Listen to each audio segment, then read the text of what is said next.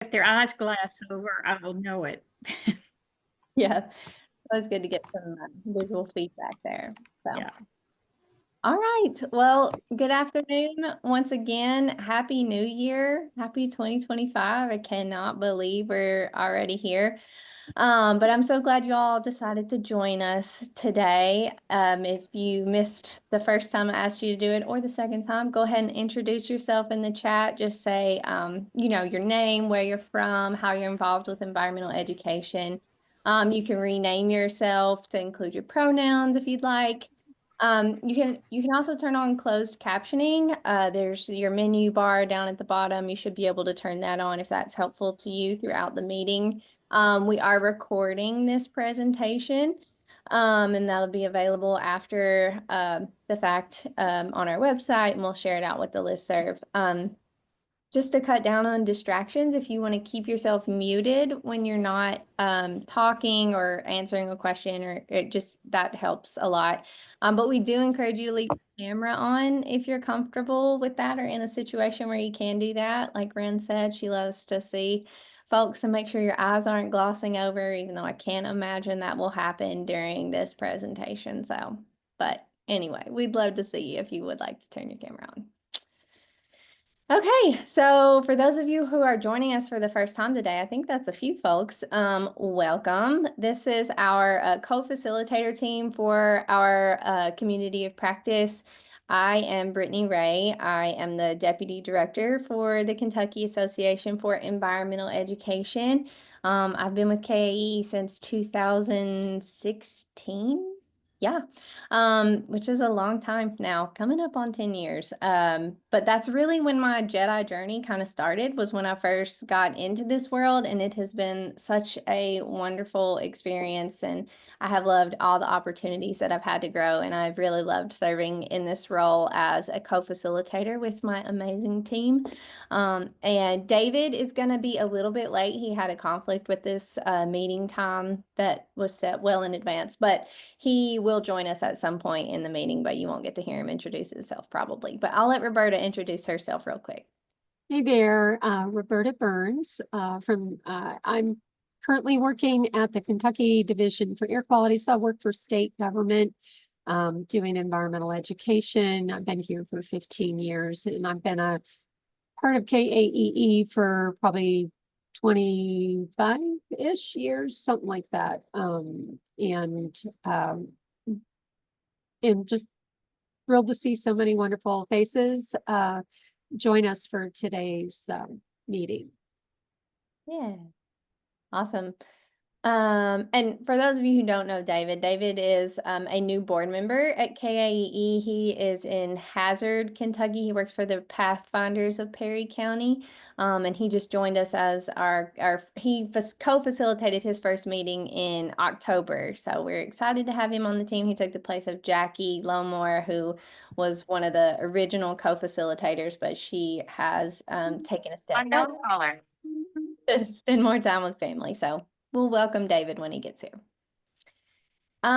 So we like to begin our meetings by acknowledging the lands where we reside and meet today. Most of us in Kentucky are on the ancestral and unceded territories of the Yuchi, Osage, Shawnee, and Cherokee peoples, and we definitely invite you to learn more about the original stewards and caretakers of the land you call home.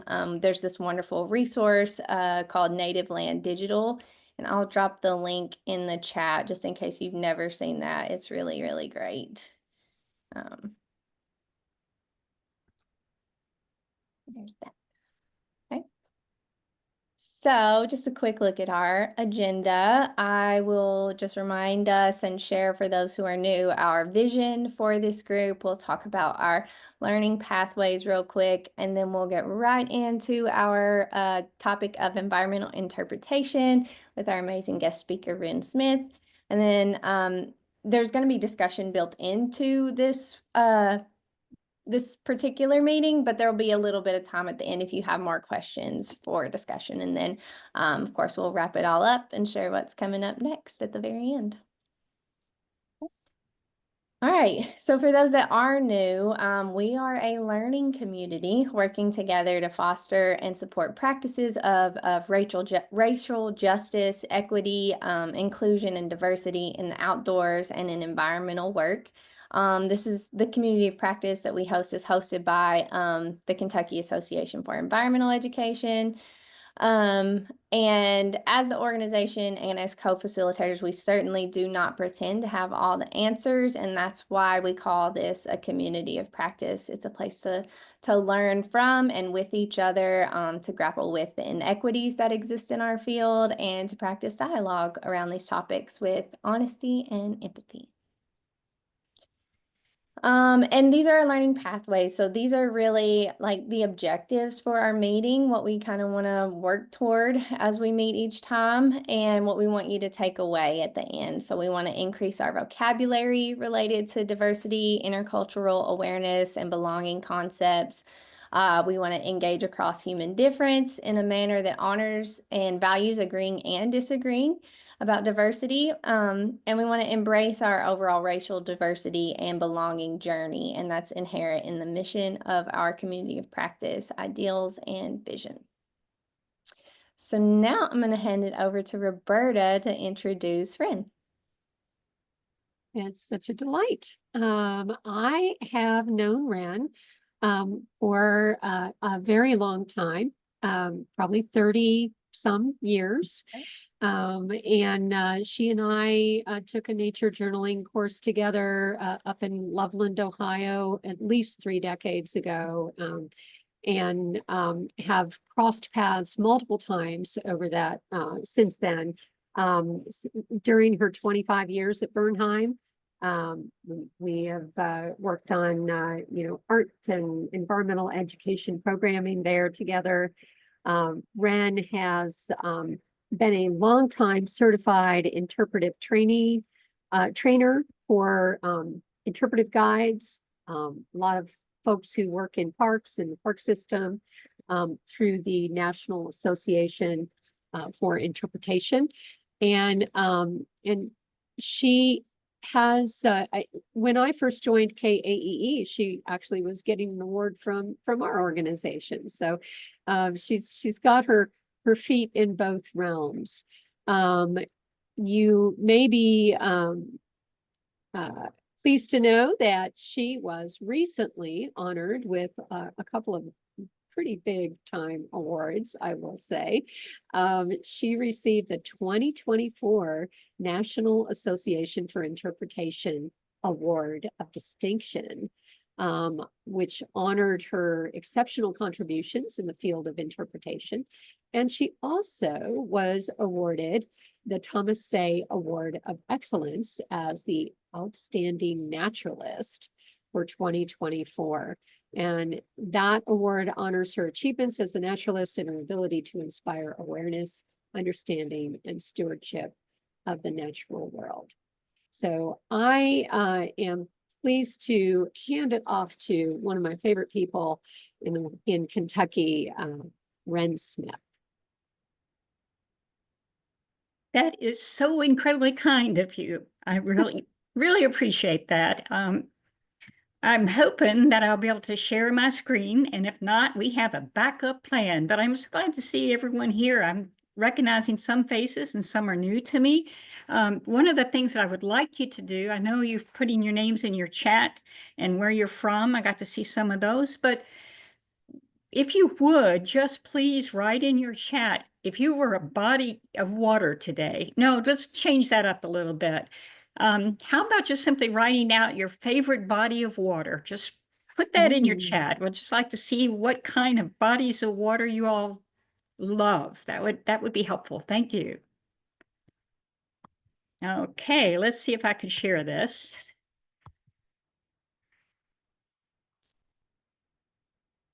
Okay. With any luck, I'm going to put this in presentation mode. Let's see, I'm going to need my glasses for this.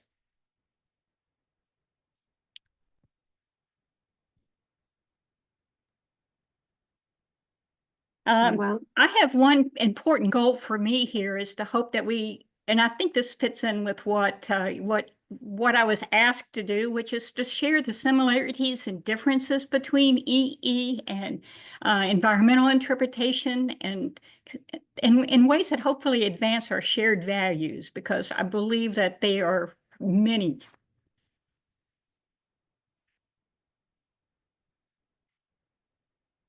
One of the things that I feel strongly about is that both environmental education and interpretation are really similar paths, and they often provide opportunities to engage and diversify our audiences. I have learned so much through the EE community, and I really got my start in the environmental education community, leading school groups and on field trips to Otter Creek Park as a young naturalist so many years ago. And so it's been a fun topic to explore. I felt that there was similarities and differences. So having your all's input will be a delightful gift to me, and I'm very grateful. I can't see the notes you're putting in chat about your waterways just yet, but hopefully I'll be able to see those soon. One of the things that I'd like to say here, if I could see this, is how many of you frequently engage students in multisensory activities? If so, please raise your hand or click yes or thumbs up in the reaction section, because surprise, you are probably an interpreter. How many of you look for ways to make learning fun and enjoyable? Surprise, you might be an interpreter. How many of you, let's see here, work to know your audience or students so that your communication is more relatable? Surprise, you might be an interpreter. How many of you try to build in opportunities for people to make their own discoveries? Guess what? You might be an interpreter. How many of you provide frequent hands-on and small group learning opportunities to share and discuss? Guess what? You might be an interpreter. How many of you work to make your activities accessible and inclusive? And you know the answer there. You might be an interpreter.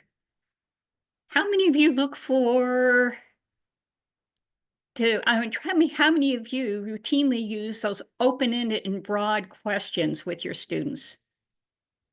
All right, surprise. How many of you work to make your information relevant to students' lives? And you guessed it, surprise, you might be an interpreter. I'm going to go through these pretty fast. How many of you aim to help your students find or make meaning and let me repeat that. How many of you aim to help students find or make meaning an important component of your work? Then you might be an interpreter. How many of you use multisensory approaches? Then you might be an interpreter. How many of you work to provide lessons that speak to both the heart and the head? And we might even add the hands there, right? Then you might be an interpreter. How many of you work to organize your learning opportunities and information into small, manageable, memorable chunks? Then you might be an interpreter. All right, so back up here just a little bit. I would bet it looked like there are a lot of hands going up, and a lot of people could answer yes to so many of those. And those are things that I think we share. Here's some of the things that we all do. I think that a lot of us are just natural interpreters in the way we teach. And sometimes there's some differences. And so that's what we're hoping to explore today. And I do believe that we can continue to learn from each other. So what I'd like you to do is write these in your chat as well. What words come to your mind? And I might have to ask Brittany to read some of them as they come through, because I can't see them while I'm screen sharing. What words come to your mind when you think of the word environmental education? What are the words that just pop into your mind without having to think too hard? So let's hear some of those words.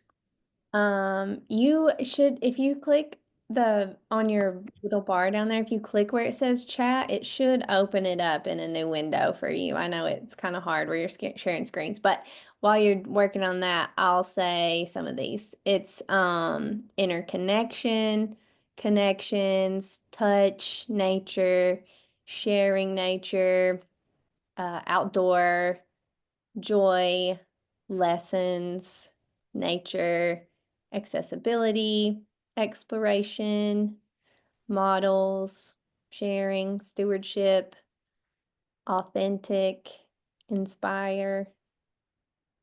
All right. Some good words there, aren't they? Um, let's see if I can back up here a little bit. I think I've moved to a place I don't want to be in this right now. So when you think of, let's get back to it. I'm not able to go back to the main room. Looks like I jumped to breakout rooms. I jumped to a strange place on my, Can you escape from screen sharing and go back in the right place? that's Oh, what I'm going to have to there you do. go. Oh, you almost were there. Okay, let's see here. I didn't know you couldn't do that from that place. So what words come to your mind when you hear the phrase environmental interpretation?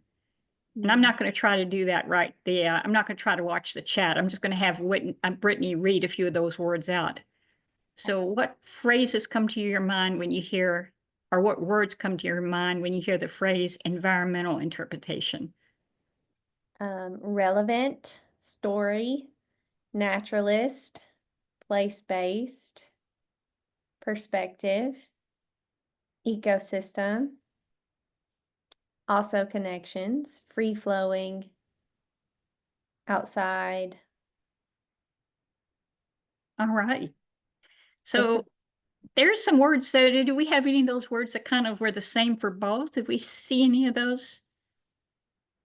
Yeah, I think I lose track of where one. Connections. Yeah. um, Mhm. Outdoors. So what I'll do before we go into breakout rooms, I just thought I would give you the definition that the National Association for Interpretation uses to define what interpretation is. And this one, I like this particular, this is a newer definition, and I like it a lot. It's not as wordy as some, but it's also, I think, captures what I think is at the heart of interpretation. Interpretation is a purposeful approach to communication that facilitates meaningful, relevant, and inclusive experiences that deepen understanding, broaden perspectives, and inspire engagement with the world around us. And that is a definition to kind of hang on to if you're new to the whole concept of interpretation and this discussion that we're having today. I think this is a good starting place for what we're about to do, because we're going to enter into breakout rooms, and thanks to Brittany, she's going to help us with this. Brittany, how many do you think we need? How many rooms? How many people are actually here? We have about 20. I think some people might be on the road, is probably why they're on, so they may not. Okay. Some people who don't go into breakout rooms, and that's Okay. perfect. So how about we have groups of 5? So we have 4 breakout rooms. Does that sound manageable? Okay. Yep. And what I would like to do before you send people off into those rooms, here's the task. Somebody in that group of 4 or 5 would please agree to be a facilitator that makes sure everybody gets to share some of the thoughts. That's kind of the job for that person. Just make sure that everybody has time to share and nobody gets left out. Because we're only going to give about 5 minutes for this. And then somebody else will take the job of sort of recording the main points. Doesn't mean you have to write every single thing down, but you want to kind of capture the essence of the conversation. Because here's what I'd like each person, what I'd like you to do in those breakout rooms is list 2 or 3 things that environmental education and environmental interpretation have in common, and 2 or 3 things that are differences. So you're only going to need about 5 minutes, I think, to explore this in each group. And after about 5 minutes, we'll bring you back into the main room. Does that sound good? Okay. All right, so I'm gonna open all the rooms. You should have something come up on your screen, and then you can join it.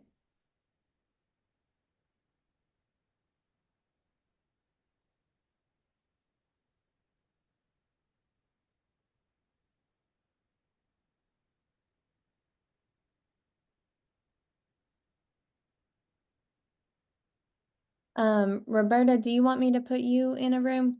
Okay. I'm gonna trying to get back to my main screen to be able to stop sharing. Well, that was actually me sharing. Yours went off. You stopped sharing accidentally. Okay, okay, good. All right then. Yeah.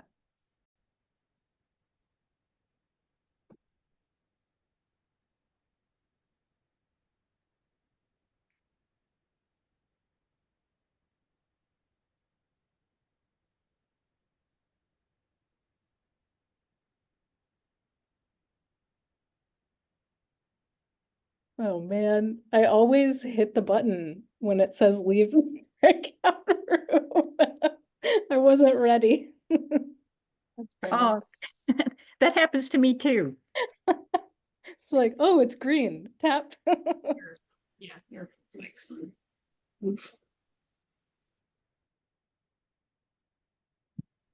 Brittany, I'm not seeing the gallery. Is that because you've got your screen share up? No, you might need to change your view up in the top right It's corner. not, yeah, it's not showing. This is the thing about a new computer. It's not, I'm afraid if I'm not careful, I'm going to exit out. It's just showing the PowerPoint still. Let's see, where can I get the controls back? So yeah, you need to Minimize, yeah, maybe. minimize the PowerPoint and try There to we get back. go. There we go. Okay. Oh, that still didn't do it. Okay. Dang nabbit. It's I need to okay. be able to, I need to be able to see people. What do you see right now? I just see my PowerPoint. Okay, just press escape, like you can exit out. Okay, yeah, that ought to do it. Okay. And then do you see your Zoom program yet? There we go. Yay. Okay. Can you see us all? Yes. I can Okay. see a long line of people. That is wonderful. Great. All right. I can't see everyone, but I see a long line of people. I'm going to put it in gallery mode if I can. That will help. So I think everyone's back now from the breakout room, so you can grab. Okay. All right. So, we had how many breakout rooms did we have, Brittany? 4? 4. So if we would hear from breakout room 1, I know we had somebody who agreed to be a reporter, and please share what you all discussed. I was in breakout room 1 and I took some notes, and then I might need help filling in at the end from my group because I accidentally exited when I didn't mean to. Okay. But we didn't have a whole lot of familiarity with interpretation in our group, but we did come up with some similarities and differences. A couple similarities were inclusivity and making sure that lessons are accessible to different kinds of people and anyone can participate is both environmental ed and an environmental interpretation thing. Both can be really good at getting people hooked from the very beginning of a program. But some differences we talked about were the two approaches can be used to enhance one another. The techniques can be different for getting people to connect with nature. And I don't know that I totally agree with this, but it's a good point to bring up. Someone in our group said that interpretation is usually place-based and environmental ed isn't always. I'd like to explore that idea a little more. Yeah. Thank you very much. That's a great report, Carolyn. When we have the end of our discussion at the very end, before we close out the Zoom, I'd love us to talk on that. So please come back to that if you would. Thank you. All right, great. What about group 2? Who is our spokesperson for group 2? I don't think we actually decided on one, Wren, but Okay, hi, Jenny. Glad you're there. Thank you. Can you? We did a lot. We did introductions and waited for some people to be able to come on, and so we didn't have very much time to talk. But the similarities that we talked about were the education piece. Just both are the point is to educate people about something environmental related, and also helping them to connect with the environment and the outdoors. The differences that were mentioned were the setting, which I think is what Carolyn was just kind of talking about as well, and also the audience. It was brought up that the audience is different. With environmental education, there's generally a captive audience. The teacher, instigates something or brings the students somewhere. They don't necessarily have a choice about whether or not they're going to be there and participate. Whereas with interpretation, people are generally they're seeking out more information and coming to join a program because they're really interested in it. Thank you, Jenny.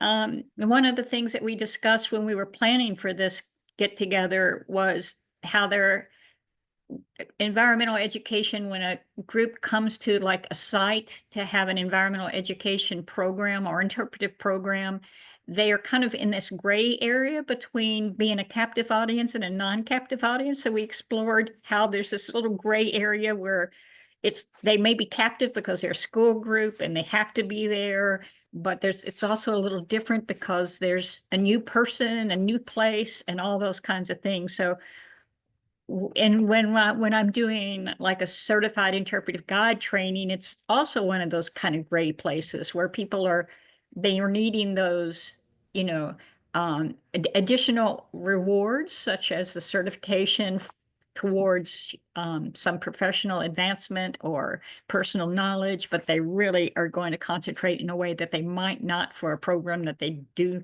not have to attend all of. So kind of keep in mind that there is this gray area, but generally, I'm so glad that you brought up the captive versus non-captive audiences, Jenny. I'm glad your all's group discussed that because that's an important component of how you're planning a program and how you're incorporating interpretive techniques or not. So thank you. Okay, group 3. Did we have a spokesperson for group 3? Yeah, that's me. And we talked about similarities are that both environmental ed and interpretation connect people to places.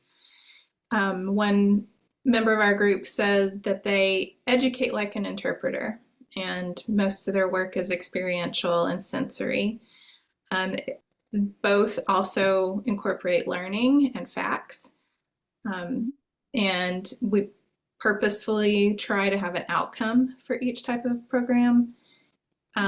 And both have more practitioners working in non-formal spaces than formal, which was not something I was aware of when we started that conversation. So I learned that. Hey, that's good. Yeah. All right. And some of the differences are that environmental ed is more structured. We also talked about the captive audience with environmental ed versus interpretive programs often are more free-flowing. People can come and go as they please, and you may never see them again. So it's more difficult to do assessments or follow up with them versus environmental ed.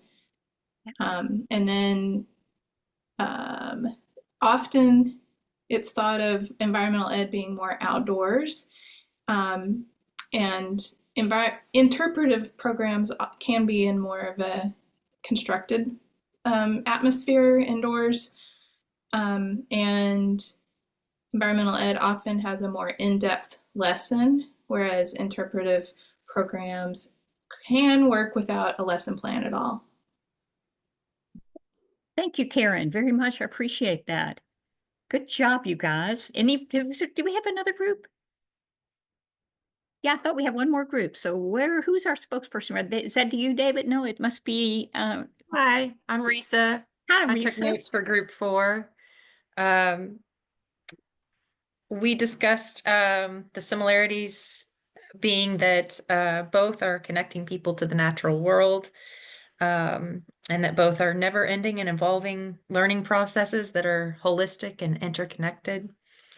And it was also mentioned that both imply a leader and a group, but we did discuss that one of the differences is that those groups are captive audiences with educators and more sought out audiences, or audiences seeking out the experience with interpreters. So we also discussed a difference being that environmental interpreters are more trained naturalists, experts in their fields, as opposed to an environmental educator, which probably is more like a, maybe a general doctor. I missed the breakout sessions and I apologize, but I had one thing that I wanted to mention in a breakout Thank session. you. Would it be okay for me to contribute it now? That way, if it comes in later in conversation. Yes. So as somebody who's done interpretation and environmental education, both, one thing that I feel is that interpretation often uses intangible things to connect people to a tangible thing. So like they'll use cultural references or like, narratives, stories from inhabitants and historical things to connect people to like a physical site. Whereas environmental education often uses tangible lessons and things that can be manipulated by students to connect them to this intangible concept of environmental literacy. So they both balance the use of tangible and intangible. And even with like environmental education, we talk about site-based education, but what we're doing in that situation is trying to use a physical site to create personal connections to this environmental literacy, which is something intangible. Excellent, David. And Risa, thank you so much too for your great summation there. In fact, David, we are going to be talking a little bit about the role of intangibles and universal concepts and things like that in just a little bit. So thank you for kind of teeing that off for us. I greatly appreciate that. So my hope is that as you all shared with us back in the main room and in your small groups, that it's kind of got your mind working in some ways that you might have more questions at the very end for us to share together. So I'm going to ask Brittany to go on to share the PowerPoint. We have a couple of other things to explore here.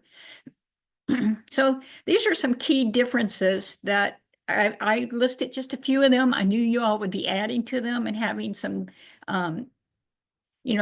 different things to add to these discussions, but generally environmental education is usually, as you all said, more formal and more curriculum based, and it's focused towards those educational standards. And EI is often more informal, visitor focused, and often using storytelling and other creative techniques that evoke emotional connections. And I think the key word is those emotional connections are something that are often strived for.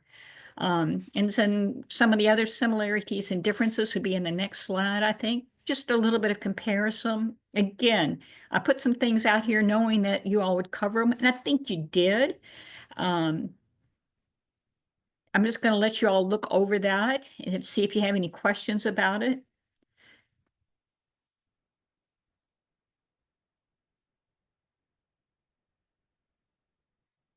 So, all right, we'll go to the next slide here. So one of the first ways that I was introduced to I guess you would say, interpretation as a profession. I had been doing environmental education for years as a young naturalist at Otter Creek Park. And I went to a lot of EE conferences and, always learned so much. But when I went to my first environmental education conference, which I believe was the same year I started going to Bernheim in 2000, one of the early conferences I went to was either in 2000 or 2001. There was a group of students from Humboldt Humboldt University, Humboldt College or Humboldt State University in California, they did a presentation, and the name of their presentation included the words important components of interpretation. And the key there was on PORT. They used PORT as an acronym.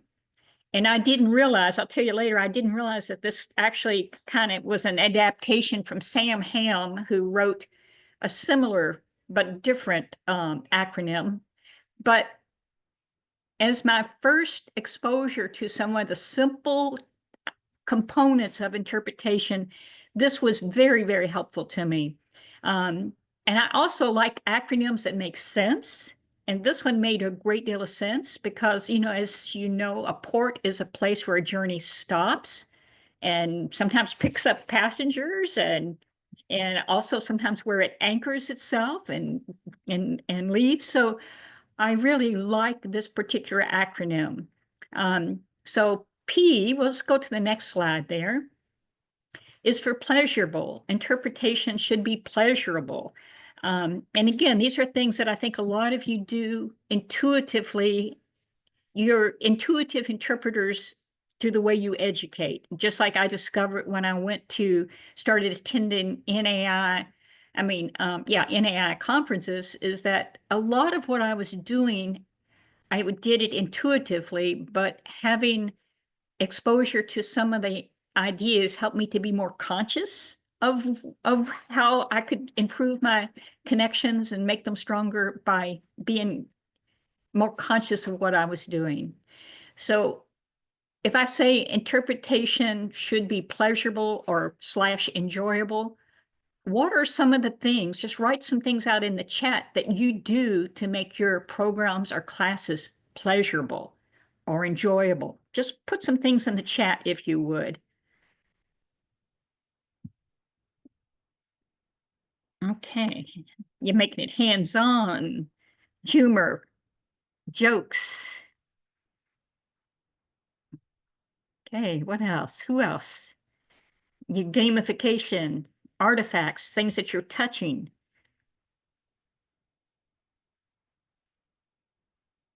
Okay.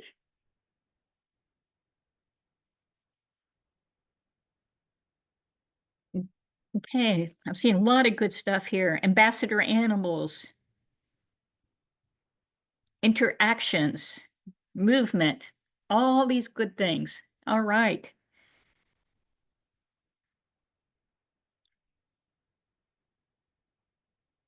Music, art. All right, let's move on a little bit to the next slide. So multisensory, I think some of you talked about that in the breakout sessions that you had. Anytime you can include the senses, that is very much something that will make a program more enjoyable and memorable. To the next slide there a little bit. Smell is particularly an important one to bring in. As you all know, probably know that smell, you know, our brains developed from our olfactory lobe, which is our sense of smell, and it's deeply connected with our emotions. So, you know, anytime you're doing something that incorporates smell, when you can, you're strengthening the emotional connection to a place. Next slide. Times for stillness. If you're leading a hike outside and you're giving, you know, a lot of information and opportunities to explore and discover, but building in times for just listening is important. How many of you frequently use listening activities as a way of connecting with nature? Just thumbs up or put in your chat you do, or the kinds of things that you do. Anything you put in your chat are things that might spark somebody else's ideas.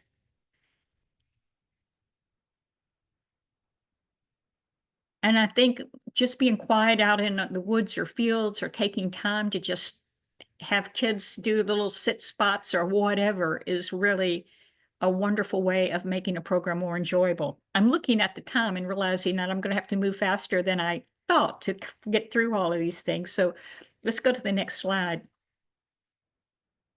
Also, that in the opportunities to encourage creativity and imagination also make programs more fun and memorable and enjoyable and all of that. So here's we do a lot of activities involving art, music and movement. Some of you mentioned that. It certainly add to our sense of enjoyment and engagement. All right, next slide. Anytime we encourage participation, some of you, I know that some of you are familiar, especially those who go to interpretive conferences, with Jackie Gilson, and I highly recommend her work. She has something that she calls the pie model of interpretation, and actually this works really well in EE situations as well. And that's that idea that if you get a group of kids or adults or whoever together, and the first thing you do is have them do something that's participatory, whether it be asking them to name their favorite wildflower or go find and point to something that they really love in this spot.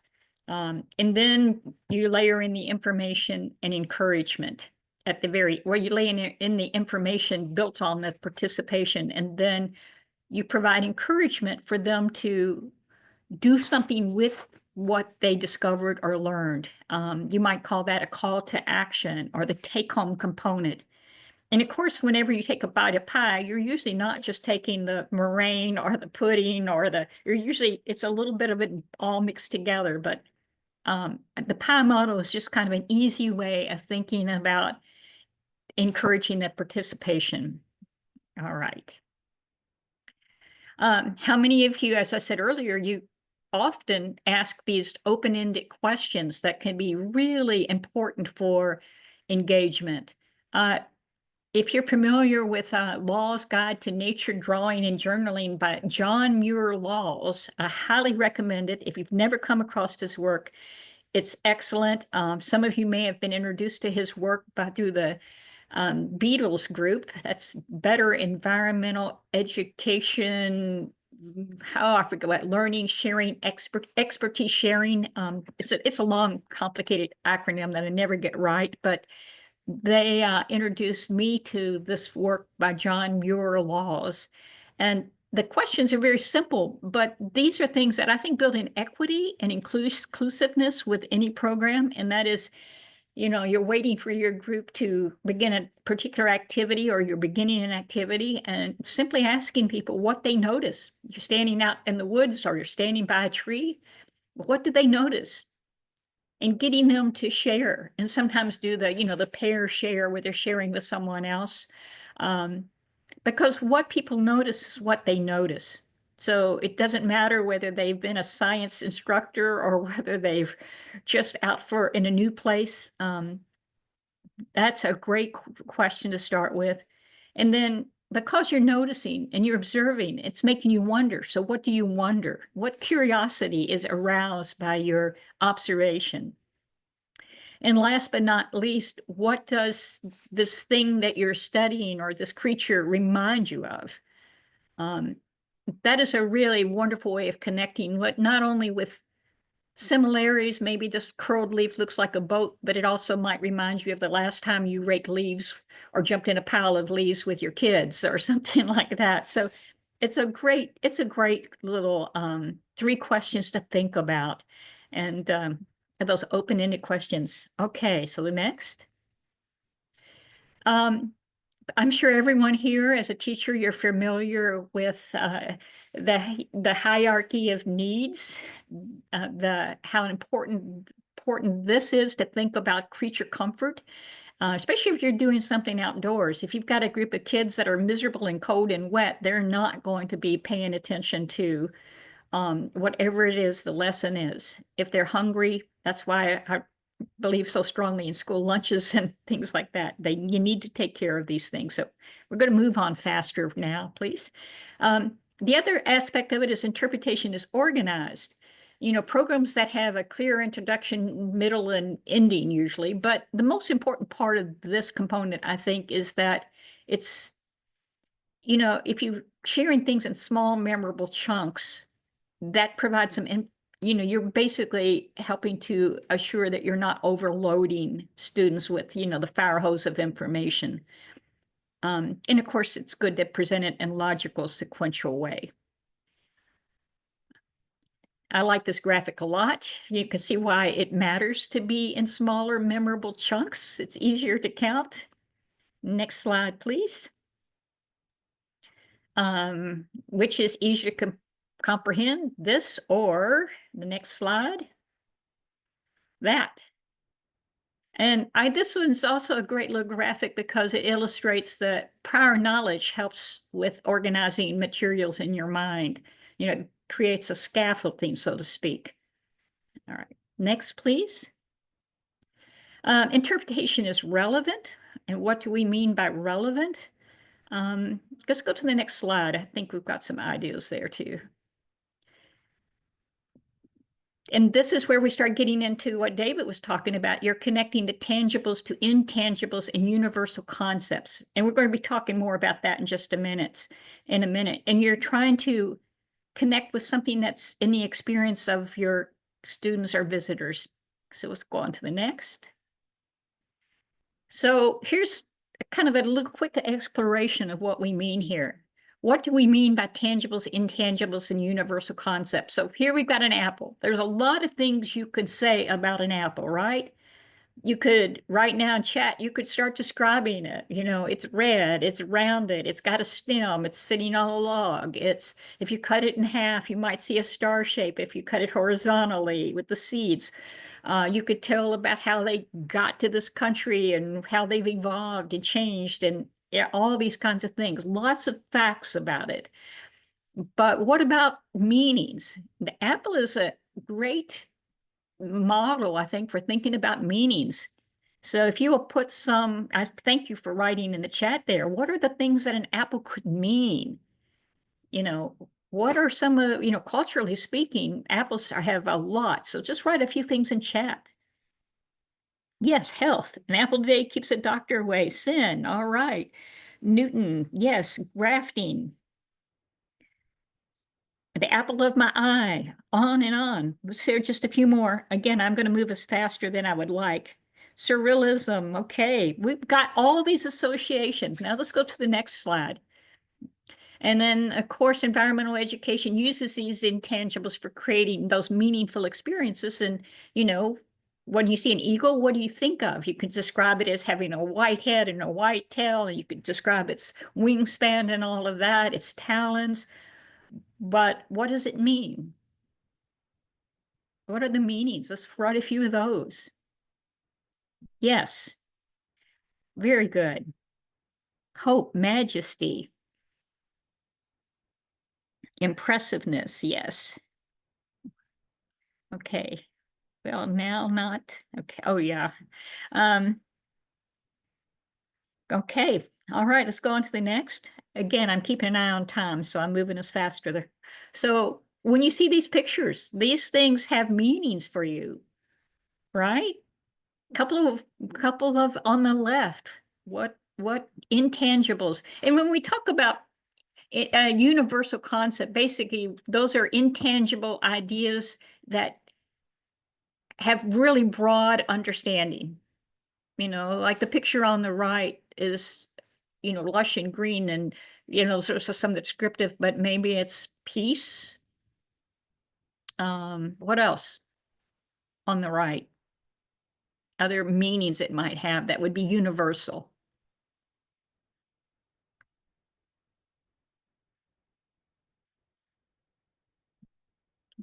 Exploration, it's an invitation. Yes. Okay. Thank you, Jamie. Our travel. There's a road. It's all those kinds of things. Those are what you tried to build in. All right, let's go on. We've only got 3 minutes. So, and remember that context is everything. I love this little snake and I'm not afraid of it. But for some, what are some of the words that would be that many people might use to describe this?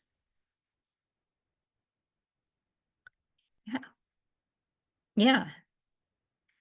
So yeah, some of the tangible, yeah, all these things, really good. Okay, moving right along to the next one. Okay, we've got some things there. I mean, that is crocus coming through the snow, but it also has meanings for us. Let's move on. Again, I'm moving us faster than I would like. The other thing is interpretation is thematic. And thematic basically means an interpretive theme is a single sentence that usually contains a central idea or message for our program or lesson. So it's just, that is an important aspect of a theme, and it usually contains, or it usually connects an intangible with something universal. That's an important aspect of that. And it is really, it's like if you had, it just kind of answers the question of so what? Let's look at the next one, please. So here would be some topics, plants. You might have wildflowers, but wildflowers of the spring. But if you wanted to turn this into a theme, an interpreter would do the following, would show the next slide. So I just want you to study this one for a moment, and you'll see that this is interpretive talk here, that we separate out things that are just topics to try to find things that would be more thematic, like a theme that has that component of tangible and intangible linkage.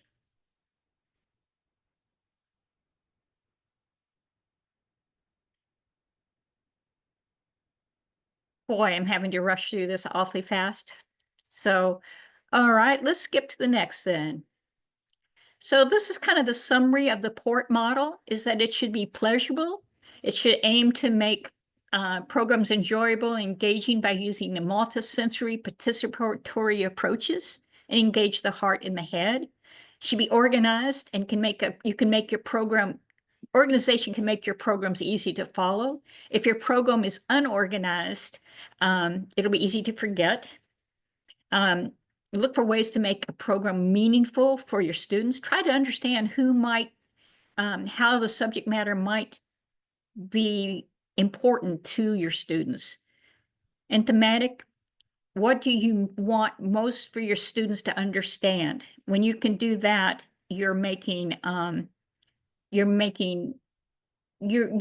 thought to the message that you want to convey.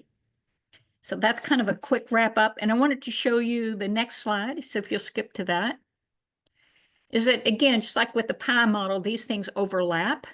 It's not just here's the pleasurable, here's the organized, here's the relevant, here's the thematic section. So the next slide. I wanted to make sure that you know that PORT is just one acronym out there in the EI community. And it's the one that I was first introduced to, but it's not the one that I necessarily use now. But I thought it was the simplest one to convey the general gist of EI for a program that we only have an hour in. So, but Sam Ham was the one who sort of developed the whole idea of the importance of interpretive theme, and he was borrowing a lot from a guy named William Lewis. And the poetry acronym is currently used by NAI in the Certified Interpretive Guide training.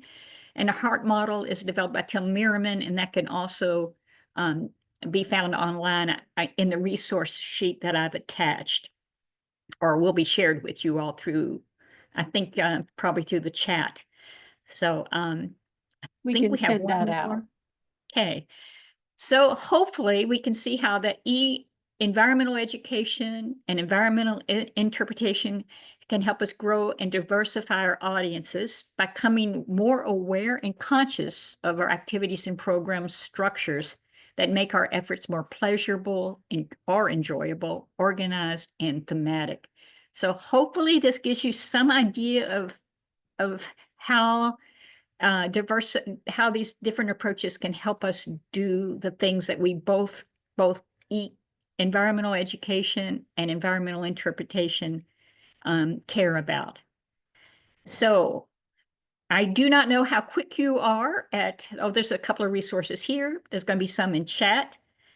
Those are two great books there, but we have a whole resource sheet that's being attached, I believe. Am I right, Brittany?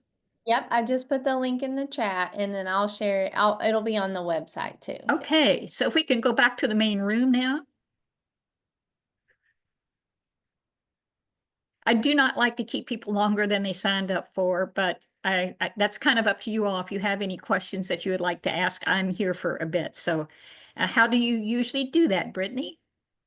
Yeah, we usually wrap it up. We've got one more slide to share, just kind of some upcoming things real quick. But I mean, if anyone has a burning question for Wren and you want to hang on, you could do that real quick. Okay.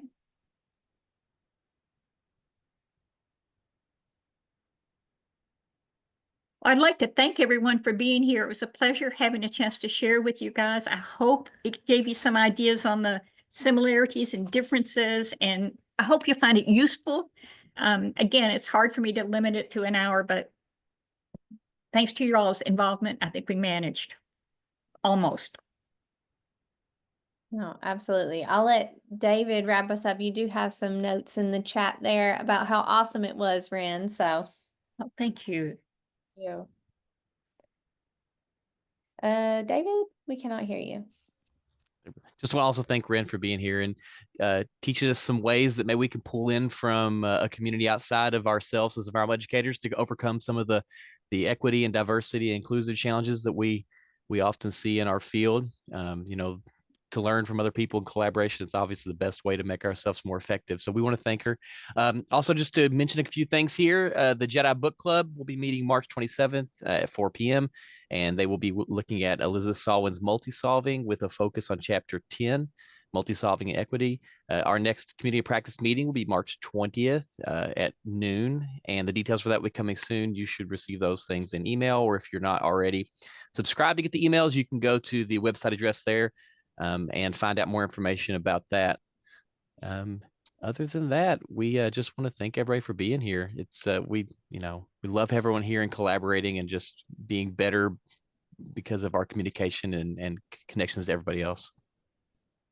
Awesome. Thank Yes. you so much. Thank you, Wren, and hope y'all have a wonderful day. Thanks, See ya. everyone. Mhm. Goodbye.